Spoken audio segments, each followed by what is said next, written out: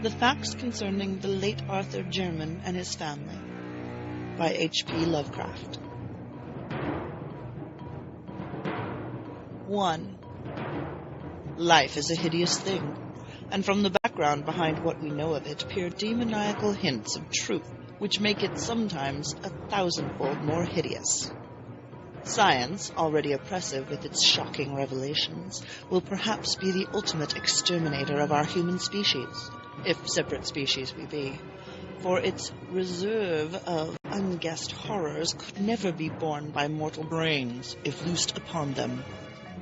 If we knew what we are, we should do as Sir Arthur Jermyn. And Arthur Jermyn soaked himself in oil and set fire to his clothing one night. No one placed the charred fragments in an urn or set a memorial to him who had been, for certain papers and a certain boxed object were found which made men wish to forget. Some who knew him do not admit that he ever existed. Arthur Jermyn went out on the moor and burned himself after seeing the boxed object which had come from Africa. It was this object and not his peculiar personal appearance which made him end his life. Many would have disliked to live if of the peculiar features of Arthur Jermyn, but he had been a poet and scholar, and had not minded. Learning was in his blood, for his great-grandfather, Sir Robert Jermyn, B.T., had been an anthropologist of note, whilst his great-great-great-grandfather, Sir Wade Jermyn, was one of the earliest explorers of the Congo region, and had written eruditely of its tribes, animals, and supposed antiquities. Indeed, old Sir Wade had possessed an intellectual zeal amounting almost to a mania. His bizarre conjectures on a prehistoric white Congolese civilization earning him much ridicule when his book, Observation on the Several Parts of Africa, was published. In 1765, this fearless explorer had been placed in a madhouse at Huntingdon. Madness was in all the Germans, and people were glad there were not many of them. The line put forth no branches, and Arthur was the last of it.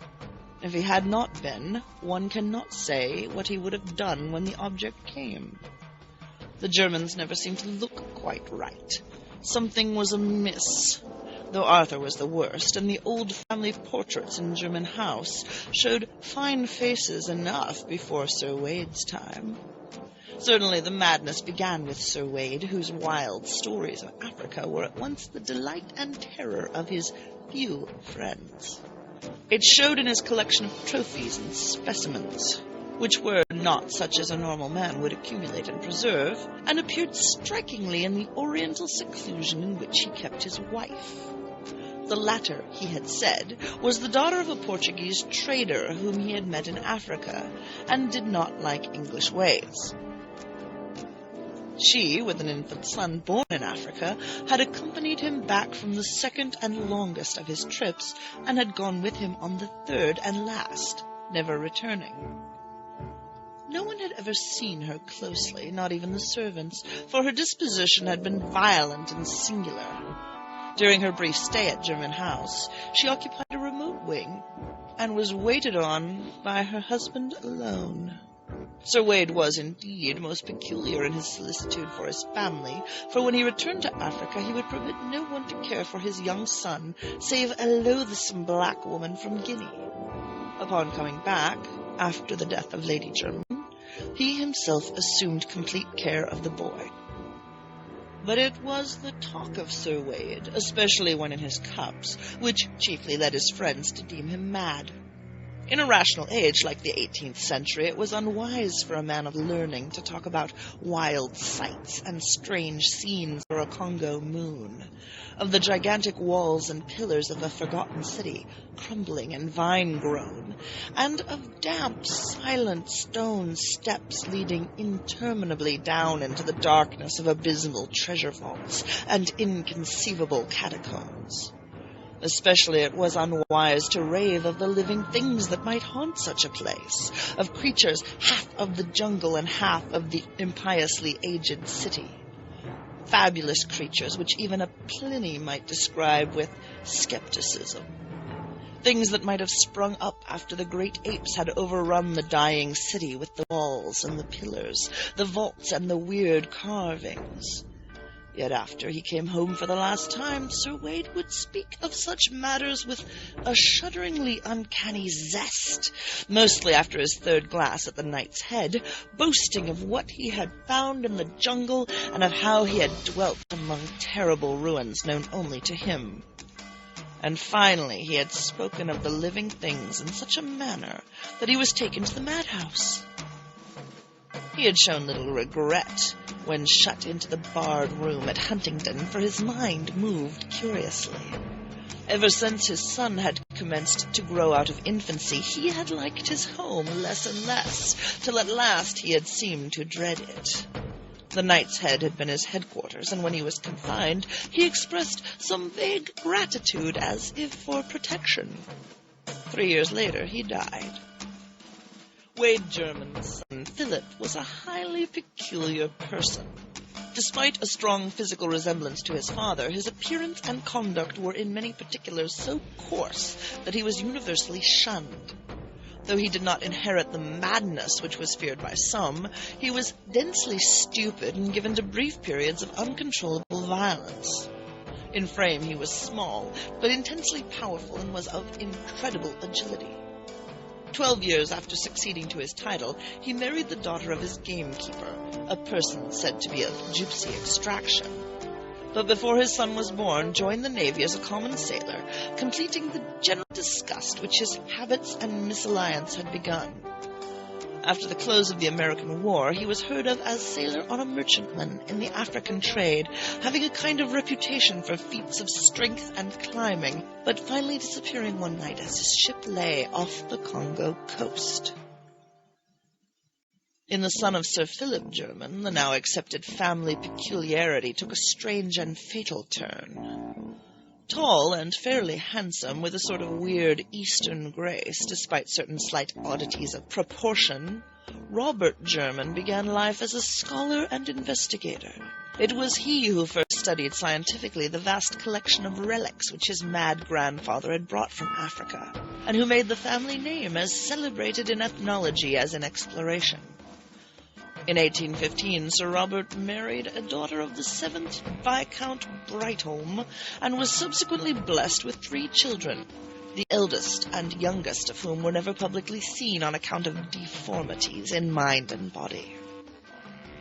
Saddened by these family misfortunes, the scientists sought relief in work, and made 2 long expeditions in the interior of Africa.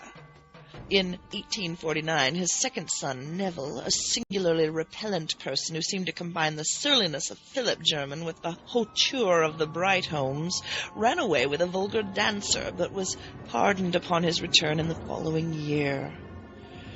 He came back to Jermyn House a widower with an infant son, Alfred, who was one day to be the father of Arthur Jermyn.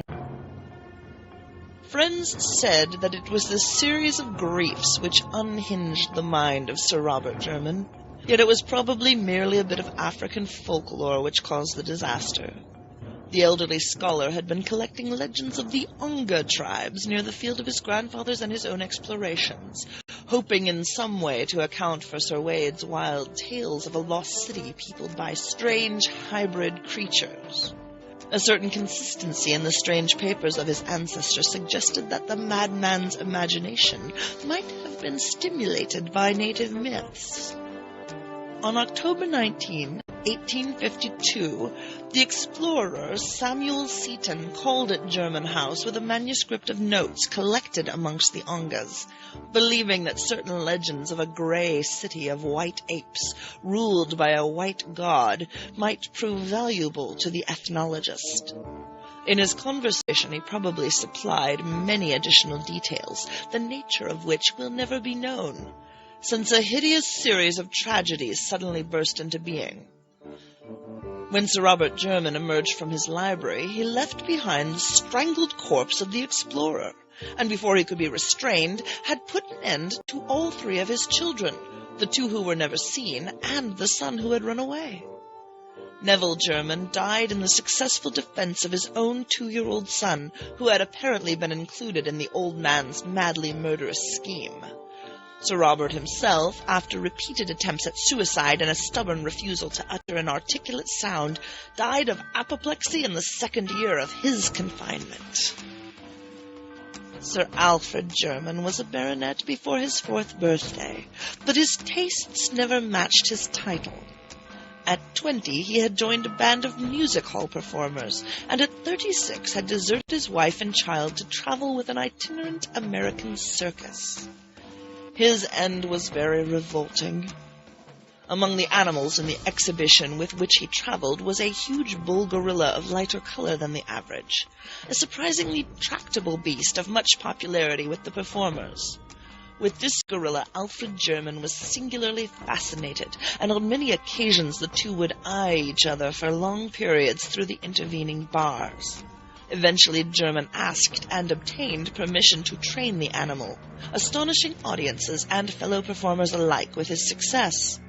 One morning in Chicago, as the gorilla and Alfred Jermyn were rehearsing an exceedingly clever boxing match, the former delivered a blow of more than the usual force, hurting both the body and the dignity of the amateur trainer. Of what followed, members of the greatest show on earth do not like to speak. They did not expect to hear Sir Alfred Jermyn emit a shrill, inhuman scream, or to see him seize his clumsy antagonist with both hands, dash it to the floor of the cage, and bite fiendishly at its hairy throat. The gorilla was off its guard, but not for long, and before anything could be done by the regular trainer, the body, which had belonged to a baronet, was past recognition. Arthur Jermyn was the son of Sir Alfred Jermyn and a music hall singer of unknown origin. When the husband and father deserted his family, the mother took the child to Jermyn House, where there was none left to object to her presence. She was not without notions of what a nobleman's dignity should be, and saw to it that her son received the best education which limited money could provide. The family resources were now sadly slender, and Jermyn House had fallen into woeful disrepair. But young Arthur loved the old edifice and all its contents. He was not like any other Jermyn who had ever lived, for he was a poet and a dreamer. Some of the neighboring families, who had heard tales of old Sir Wade Jermyn's unseen Portuguese wife, declared that her Latin blood must be showing itself, but most persons merely sneered at his sensitiveness to beauty, attributing it to his music-hall mother, who was socially unrecognized. The poetic delicacy of Arthur Jermyn was the more remarkable because of his uncouth personal appearance. Most of the Jermyns had possessed a subtly odd and repellent cast, but Arthur's case was very striking. It is hard to say just what he resembled, but his expression, his facial angle, and the length of his arms gave a thrill of repulsion to those who met him for the first time. It was the mind and character of Arthur Jermyn which atoned for his aspect. Gifted and learned, he took highest honours at Oxford, and seemed likely to redeem the intellectual fame of his family. Though of poetic rather than scientific temperament, he planned to continue the work of his forefathers in African ethnology and antiquities, utilizing the truly wonderful, though strange, collection of Sir Wade. With his fanciful mind, he thought often of the prehistoric civilization in which the mad explorer had so implicitly believed, and would weave tale after tale about the silent jungle city mentioned in the latter's wilder notes and paragraphs. For the nebulous utterances concerning a nameless, unsuspected race of jungle hybrids, he had a peculiar feeling of mingled terror and attraction. Speculating on the possible basis of such a fancy, and seeking to obtain light among the more recent data gleaned by his great-grandfather and Samuel Seton amongst the Ongas. In 1911, after the death of his mother, Sir Arthur Jermyn determined to pursue his investigations to the utmost extent. Selling a portion of his estate to obtain the requisite money, he outfitted an expedition and sailed for the Congo. Arranging with the Belgian authorities for a party of guides, he spent a year in the Onga and Khan country, finding data beyond the highest of his expectations. Among the Kaliris was an aged chief called Mwanu, who possessed not only a highly retentive memory, but a singular degree of intelligence and interest in old legends. This ancient confirmed every tale which Jermyn had heard, adding his own account of the stone city and the white apes as it had been told to him. According to Moanu, the Grey City and the hybrid creatures were no more, having been annihilated by the warlike Nabangus many years ago. This tribe, after destroying most of the edifices and killing the live beings, had carried off the stuffed goddess which had been the object of their quest, the white ape goddess which the strange beings worshipped, and which was held by Congo tradition to be the form of one who had reigned as a princess among these beings. Just what the white ape-like creatures could have been, Moanu had no idea, but he thought they were the builders of the ruined city. Jermyn could form no conjecture, but by close questioning obtained a very picturesque legend of the stuffed goddess. The ape princess, it was said, became the consort of a great white god who had come out of the west. For a long time they had reigned over the city together, but when they had a son, all three went away. Later the god and princess had returned, and upon the death of the princess, her divine husband had mummified the body and enshrined it in a vast house of stone where it was worshipped. Then he departed alone. The legend here seemed to present three variants. According to one story, nothing further happened, save that the stuffed goddess became a symbol of supremacy for whatever tribe might possess it. It was for this reason that the Nabangus carried it off. A second story told of a god's return and death at the feet of his enshrined wife. A third told of the return of the son, grown to manhood, or apehood, or godhood, as the case might be, yet unconscious of his identity. Surely the imaginative blacks had made the most of whatever events might lie behind the extravagant legendary.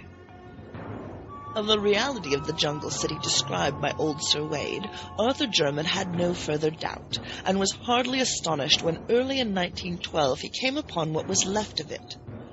Its size must have been exaggerated, yet the stones lying about proved that it was no mere Negro village. Unfortunately, no carvings could be found, and the small size of the expedition prevented operations toward clearing the one visible passageway that seemed to lead down into the system of vaults which Sir Wade had mentioned. The white apes and the stuffed goddess were discussed with all the native chiefs of the region, but it remained for a European to improve on the data offered by old Moanu. Monsieur Verheiren, Belgian agent at a trading post on the Congo, believed that he could not only locate but obtain the stuffed goddess, of which he had vaguely heard, since the once mighty Nabangus were now the submissive servants of King Albert's government, and with but little persuasion could be induced to part with the gruesome deity they had carried off.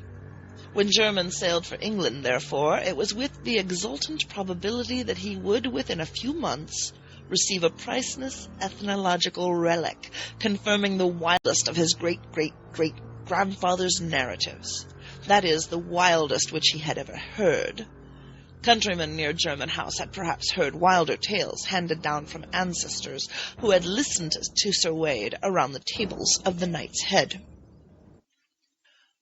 Arthur Jermyn waited very patiently for the expected box from Monsieur Verheiren, meanwhile studying with increased diligence the manuscripts left by his mad ancestor. He began to feel closely akin to Sir Wade, and to seek relics of the latter's personal life in England as well as of his African exploits. Oral accounts of the mysterious and secluded wife had been numerous, but no tangible relic of her stay at Jermyn House remained. Jermyn wondered what circumstance had prompted or permitted such an effacement, and decided that the husband's insanity was the prime cause. His great-great-great-grandmother, he recalled, was said to have been the daughter of a Portuguese trader in Africa. No doubt her practical heritage and superficial knowledge of the Dark Continent had caused her to flout Sir Wade's tales of the interior, a thing which such a man would not be likely to forgive. She had died in Africa, perhaps dragged thither by a husband determined to prove what he had told. But as Jermyn indulged in these reflections, he could not but smile at their futility, a century and a half after the death of both his strange progenitors. In June 1913, a letter arrived from Monsieur Verhaeren telling of the finding of the stuffed goddess. It was, the Belgian averred, a most extraordinary object, an object quite beyond the power of a layman to classify. Whether it was human or simian, only a scientist could determine, and the process of determination would be greatly hampered by its imperfect condition. Time and the Congo climate are not kind to mummies, especially when their preparation is as amateurish as seemed to be the case here.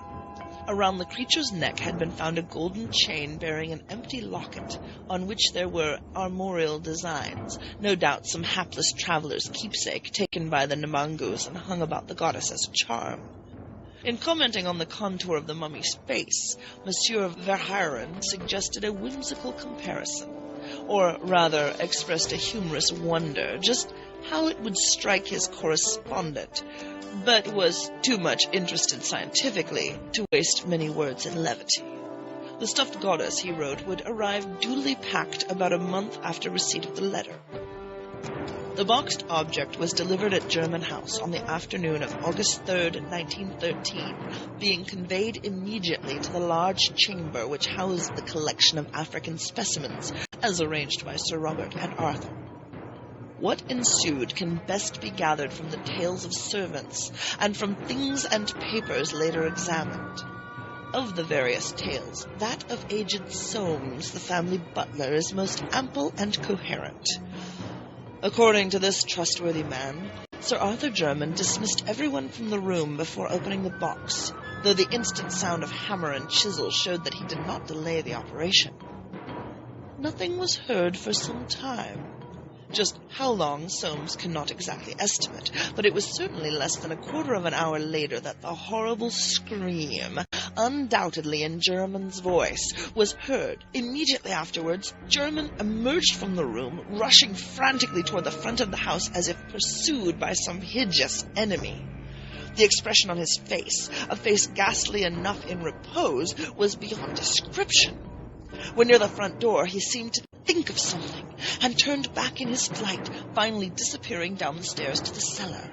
The servants were utterly dumbfounded, and watched at the head of the stairs, but their master did not return.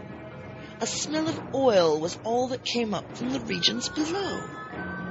After dark, a rattling was heard at the door leading from the cellar into the courtyard, and a stable boy saw Arthur Jermyn, glistening from head to foot with oil and redolent of that fluid, steal furtively out and vanish on the black moor surrounding the house.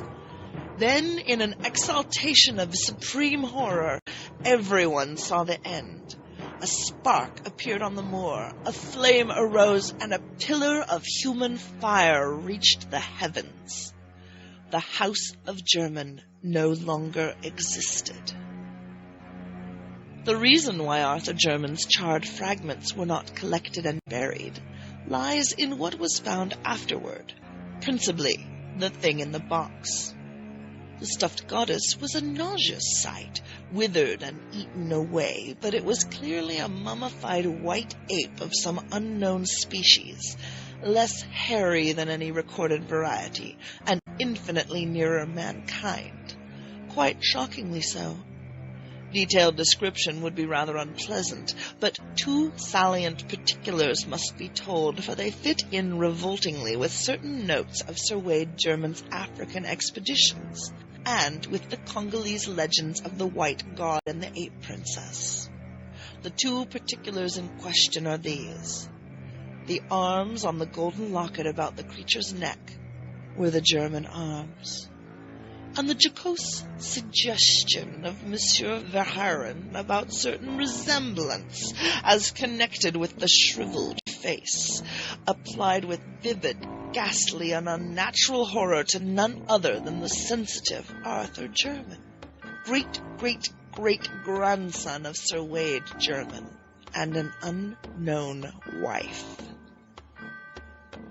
Members of the Royal Anthropological Institute Institute burned the thing and threw the locket into a well.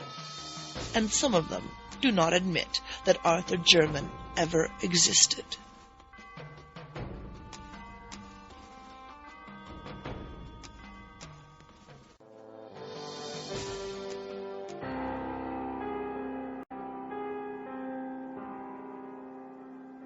Written by H.P. Lovecraft, read by Julie Hoverson.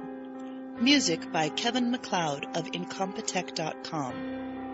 While Lovecraft's works have passed into the public domain for the purpose of copyright, this recording is copyright 2008 to Julie Hoverson and Reality Productions. For information on other stories available, read by Julie Hoverson, please email 19nocturne@live.com. That's 19nocturne@live.com.